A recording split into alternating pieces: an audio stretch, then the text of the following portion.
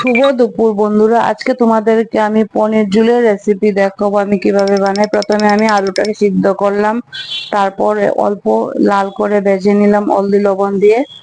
পনিরটাকেও এরকম ভাবে ভাজবো, হলদি লবণ দিয়ে ভাজলাম। দেখো আমি কি করি। তারপর মশলা দিলাম হলদি, মরিচ, জিরে, আদা বাটা, তেজপাতা আর টমেটো। তেল দিলাম, তারপর পাঁচফোড়ন দিয়ে দিলাম। অল্প লাল হয়ে গেল তেজপাতাও দিয়ে দিলাম, তারপর টমেটো দিয়ে দিলাম। টমেটোটা অল্প লাল হয়ে গেল, তারপর মশলাও ছেড়ে দিলাম। অল্প লাল হয়ে গেল, আমার সবজিগুলো ছেড়ে দেব। দেখো, দেখতে থাকো, আমি করতে থাকি। দেখো, এই দেখো আমার হয়ে গেছে। আমি কাঁচা লঙ্কাও দিয়ে দিলাম, জলও দিয়ে দিলাম, সব হয়ে গেছে।